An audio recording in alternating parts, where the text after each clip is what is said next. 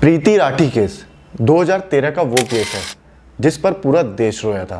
आपने हैवानियत की कई सारी कहानियां सुनी होंगी, लेकिन आज की जो मैं आपको कहानी सुनाने जा रहा हूँ वो आपका दिल दहला के रख देगी। भाई, इस केस की सुनवाई करने वाली जज ने ऐसी टिप्पणियां दी थी जिसे सुनकर पूरा देश रोया था। आखिर ये घटना क्या थी और कहाँ घटी थी जिसने पूरे देश को झंझोड़ के रख दिया था। Welcome to the video. 1 मई 2013। वैसे तो ये तारीख और लोगों के लिए बहुत आम थी, लेकिन प्रीति राठी के लिए ये दिन बेहद ही खास था। आज प्रीति पहली बार अपना घर छोड़ के बाहर जा रही थी। उसके मन में थोड़ी घबराहट थी और थोड़ी बहुत उत्सुकता भी थी। दरअसल प्रीति राठी ने ऐसा कारनामा कर दिखाया था जिसे उसके पूरे परिवार में किसी ने नहीं किया था। प्रीति दिल्ली की रहने वाली थी और साथ ही यहाँ से नर्सिंग की पढ़ाई कर रही थी। प्रीति मिलिट्री हॉस्पिटल में नर्स बनना चाहती थी, जिसके लिए उसने अपनी पढ़ाई पूरी करी और उसके लिए एग्जाम दिया। प्रीति पहले ही अटेम्प्ट में सफल हो गई थी और उसे ऐसा नर्सिंग ऑफिसर सेलेक्ट किया गया था। कागजी कार्रवाई पूरी हो चुकी थी। अब प्रीति को मुंबई के कोलाबा में नर्सिंग हॉस्पिटल में रिपोर्ट करना था और उसे आईएनसी मुंबई में बतौर सेकंड लेफ्टिनेंट ड्यूटी ज्वाइन करनी थी। इसी वजह से प्रीति मुंबई जा रही थी। क्योंकि परिवार की बेटी पहली बार दिल्ली जा रही थी, इसलिए प्रीति को मुंबई तक छोड़ने उसके पिता अमर सिंह राठी, चाचा विनोद कुमार दहिया और चाची सुनीता दहिया भी साथ जा रहे थे। इन सभी को गरीब रथ एक्सप्रेस से मुंबई के बांद्रा स्टेशन पर पहुंचना था। तय समय पर 1 मई 2013 को ट्रेन निजामुद्दीन स्टेशन पर आकर रुक जाती है। ट्रेन रुकते ही प्रीति अपने परिवार वालों के साथ जल्दी से ट्रेन में सवार हो जाती है और सभी अपनी अपनी सीट पर बैठ जाते हैं। ट्रेन अपनी मंजिल की तरफ निकल पड़ती है। ट्रेन में काफ़ी ज़्यादा भीड़ होती है। सारी सीट तो घिरी ही होती है, साथ ही साथ ट्रेन में लोग खड़े भी होते हैं। ट्रेन के अंदर भीड़ के बीच एक युवक ऐसा भी था जिसे अपना चेहरा गमछे से छुपाया था और टोपी पहने हुए था। किसी से बातें नहीं कर रहा था, लेकिन कभी उठकर बाथरूम की तरफ जाता तो कभी वापस आकर सीट पर बैठ जाता और वो अक्सर प्रीति को झांकने की कोशिश कर रहा था। ये बात प्रीति के परिवार वालों ने भी नोटिस की थी और वो कुछ ज़्यादा ही सतर्क हो गए थे। ट्रेन अपनी मंजिल की तरफ चल रही होती है। रात होती है और लोग सो जाते हैं। सुबह होते ही सब लोग उठ जाते हैं और इधर भी ट्रेन अपनी मंजिल की तरफ पहुंच जाती है। तारीख बदलकर 2 मई 2013 हो चुकी थी। प्रीति और उसके परिवार वालों को बांद्रा टर्मिनल पर उतरना था। सुबह के 8:05 पर ट्रेन बांद्रा स्टेशन पहुंच जाती है और प्रीति, उसके पिता, चाचा और चाची सभी ट्रेन से उतर जाते हैं। यहाँ से अब सभी अपनी अगली मंजिल की तरफ चल देते हैं। ट्रेन से उतरने के बाद प्रीति थोड़ी थकी हुई महसूस कर रही थी, इसलिए वो थोड़ा धीरे धीरे चल रही थी, जबकि प्रीति के पिता और चाचा चाची प्रीति से कुछ कदम आगे चल रहे थे। जब प्रीति ने देखा कि वो चलने में अपने पिता, चाचा और चाची से काफ़ी पीछे रह गई है, तो वह भी अपने कदम तेज़ी से बढ़ाना शुरू कर देती है ताकि वो उन लोगों के पास पहुंच सके। अब प्रीति अपने कदम बढ़ा ही रही होती है, लेकिन तभी उसे ऐसा महसूस होता है कि किसी ने पीछे से उसके कंधे पर हाथ रखा है। प्रीति के कदम अचानक रुकते हैं और वो पीछे मुड़कर देखती है कि किसने उसे छुआ। प्रीति जैसे ही अपना चेहरा पीछे करती है, उसे वही लड़का दिखता है जो अपने चेहरे को गमछे से छिपाकर उसकी बोगी में था और लगातार उसे देखने की कोशिश कर रहा था। अब प्रीति इससे पहले कि कुछ समझ पाती, वो नकाबपोश लड़का अपने पास से एक डब्बा निकालता है और अगले ही पल उस डब्बे में से कुछ प्रीति के चेहरे पर फेंक देता है।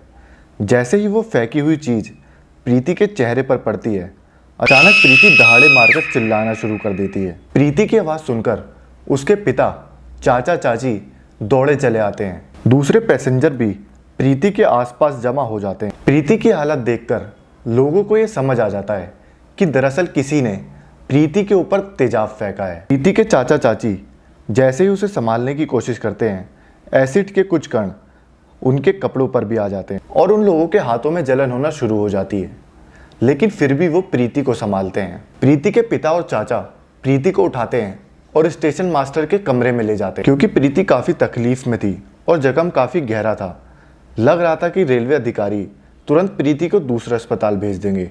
क्योंकि प्रीति काफ़ी तकलीफ में थी और जख्म काफ़ी गहरा था, इसलिए रेलवे अधिकारी उसे तुरंत ही दूसरा अस्पताल भेजने की तैयारी कर देते हैं।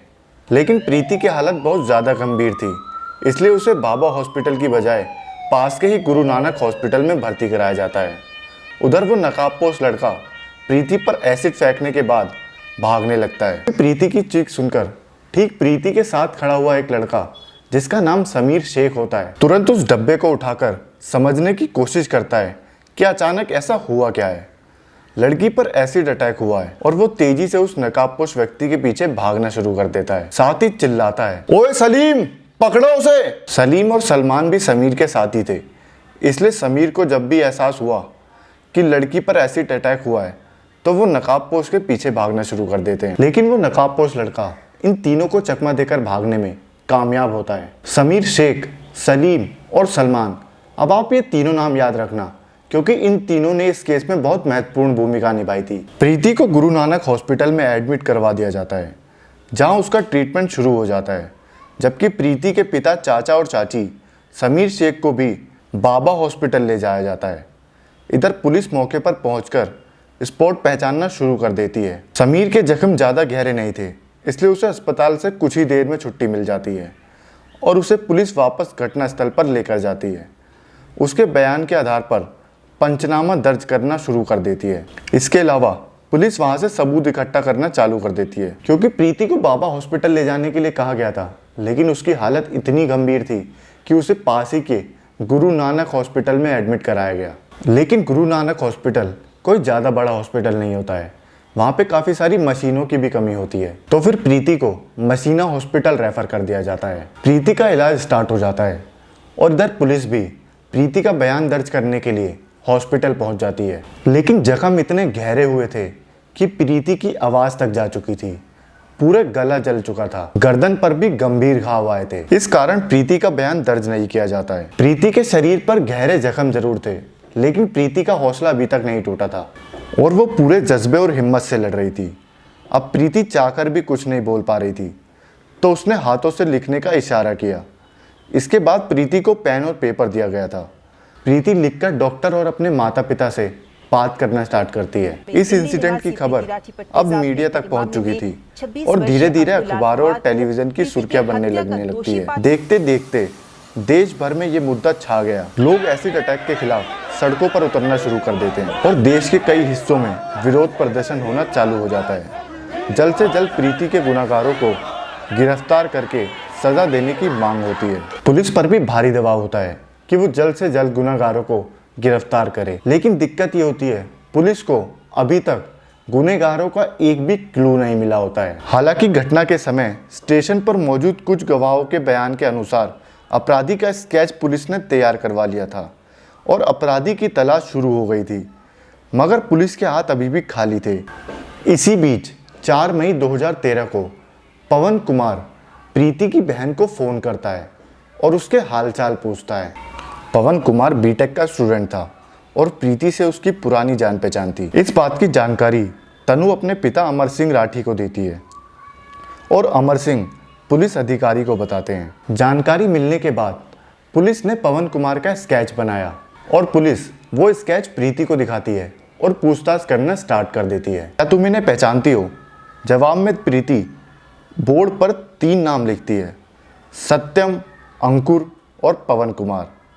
प्रीति के अनुसार स्केच में दिख रहा लड़का इन तीनों में से ही कोई एक था, क्योंकि प्रीति ने भी पवन कुमार का नाम लिया था और पवन कुमार ने फ़ोन करके प्रीति का हालचाल जाना था। इसलिए पुलिस अनुमान लगाती है कि शायद पवन कुमार ने ही प्रीति पर एसिड फेंका होगा और पवन अभी ये जानने की कोशिश कर रहा होगा कि प्रीति जिंदा है या मर चुकी है। इसलिए पवन कुमार को शक के दायरे में लेते हुए पुलिस जांच शुरू कर देती है और तुरंत पवन कुमार की तलाश में लग जाती है। कुछ दिनों की खोजबीन के बाद 9 मई 2013 को पुलिस पवन कुमार को गिरफ्तार कर लेती है। इस गिरफ्तारी के बाद लोगों का गुस्सा और भड़क उठता है और वो गुनहगार को जल्द से जल्द कड़ी सजा देने की मांग करती है। परेड के दौरान समीर इस बात की भी पुष्टि करता है कि पुलिस ने जो डब्बा घटनास्थल से बरामद किया था उसने अंकुर के हाथ में वही डब्बा देखा था। इन तीनों के अलावा पवन मालवीय नाम का भी एक व्यक्ति अंकुर की पहचान करता है। इसके अलावा एक और व्यक्ति परेड के दौरान अंकुर की पहचान करता है और इस बात की गवाही देता है कि अंकुर उस रात उस ट्रेन में मौजूद था, क्योंकि लगभग 4 बजे उन्होंने अंकुर को टॉयलेट के पास खड़ा देखा था। सभी पुख्ता सबूत जमा करने के बाद अंकुर पवार को इस केस में मुख्य आरोपी माना जाता है और उसके खिलाफ चार्जशीट फाइल की जाती है और मामले की सुनवाई special city civilian and social courts greater Mumbai में शुरू की जाती है। ये जानकर आपका खून खौल आएगा कि अब अंकुर को सुनवाई के लिए कोर्ट में लाया जाता है तो वो अक्सर मुस्कुराते हुए आता है, कई बार वो मुस्कुराते हुए विक्ट्री साइन दिखाता था। कोर्ट में सुनवाई के दौरान पुलिस की ओर से कुल 37 गवाह पेश किए जाते हैं।